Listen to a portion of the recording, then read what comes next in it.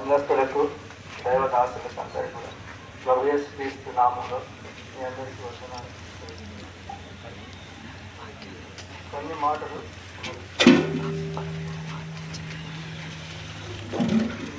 చిన్నవాడి కనుక ఆ పేరు సుఖమోనం, చిన్నవాడి కనుక అమ్మ నన్ను ఎంతగానో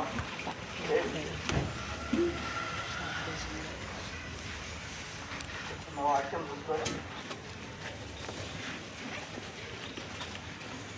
సామెతలు 31, 27, 28.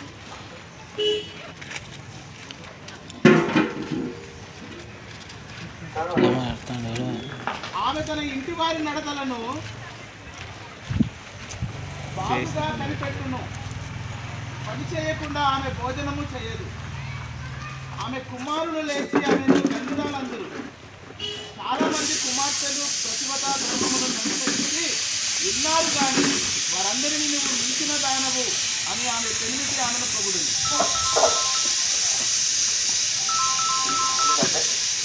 మా తల్లి మందరూ ప్రయాసపడి మనం ఎట్లా ఒకప్పుడు మేము తినడానికి కూడా తినలేని స్థితిలో ఉన్నాం. అయినా ఆ తల్లి గారు మా విషయాల్లో ఏ విషయాల్లో తను అనుకున్నది సారి ఆమె తినకుండా కూడా మాకు భోజనం సమృద్ధిగా పెట్టేది. ఆమె తినదో తినలేదు మా సమృద్ధి.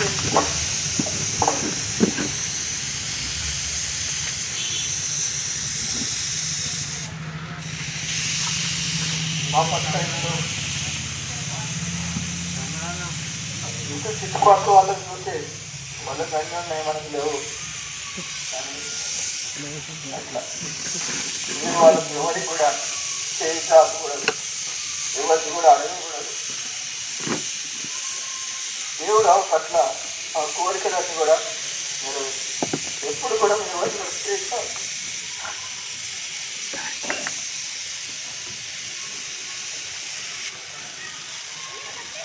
మా అమ్మమ్మ కలి నేర్చింది, ఎవరిని కూడా చేయి అడగకూడదు.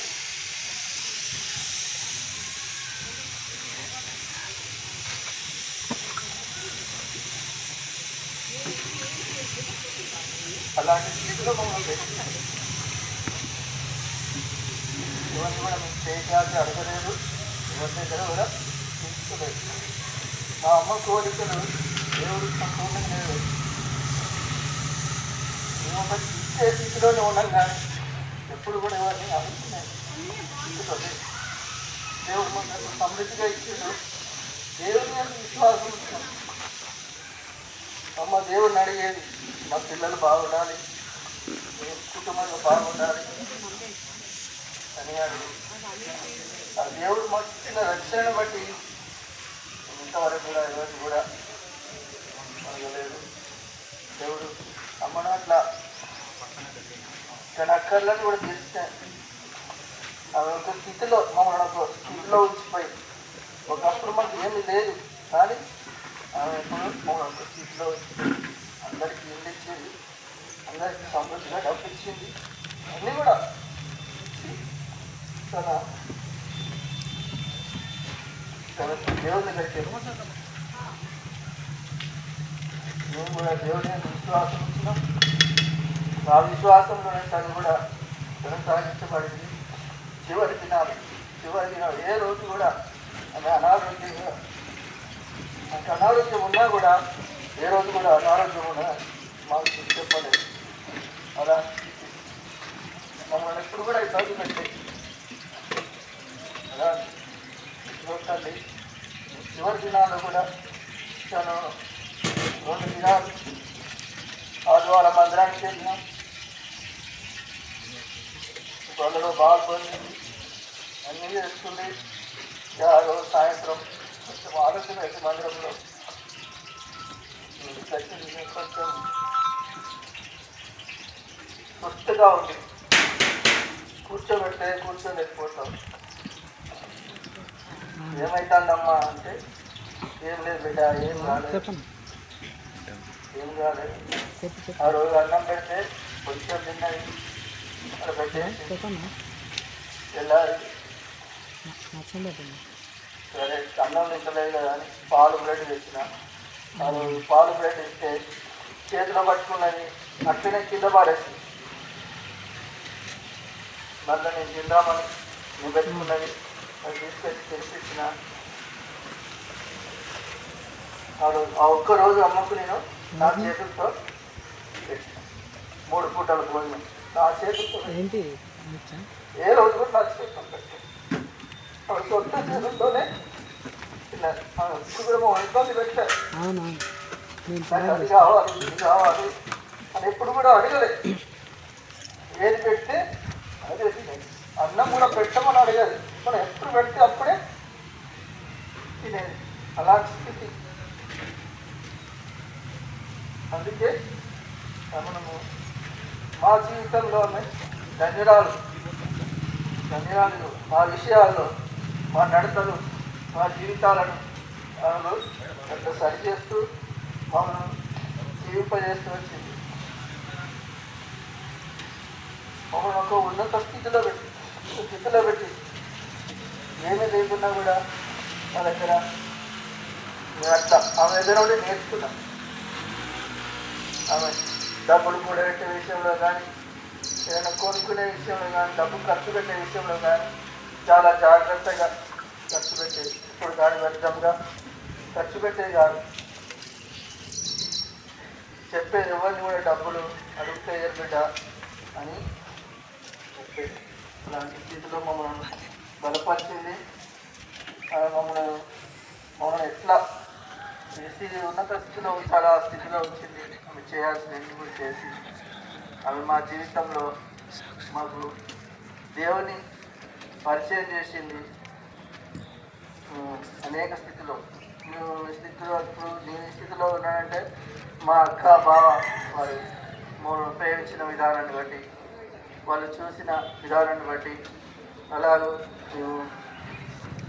మా కొరకు నా కొరకైతే మా బావ అక్క వాళ్ళు చాలా ఎంతో ప్రయాసపడి నా రక్షణ కొరకు నన్ను ప్రేమించే విధానం నన్ను చూసుకునే విధానంలో ఎంతో ప్రయాసపడ్డాను. అన్ని విషయాలు నేను కూడా క్యాలింపాంగ్ వెళ్ళడానికి దేవుడు నాకు సహకరించింది. బావ తీసుకెళ్ళిండు. క్యాలింపాంగ్ కూడా చూసినాం, అన్నీ చేసినాం. అమ్మ నేను అన్న ముగ్గురం కూడా వెళ్ళాం. క్యాలింపాంగ్లో అప్పుడు ఇంకా రక్షణ పొందలేదు. గొలుసు ప్రార్థన ఎట్లా చేస్తున్నామో నాకు తెలియదు. నేను గొలుసు ప్రార్థన చేసినాడు వాళ్ళతో పాటు పోయి. ఇప్పుడు నేను దేవుడికి ఉదయం ఇవ్వలేదు కానీ మామూలుగా వెళ్ళేవారు.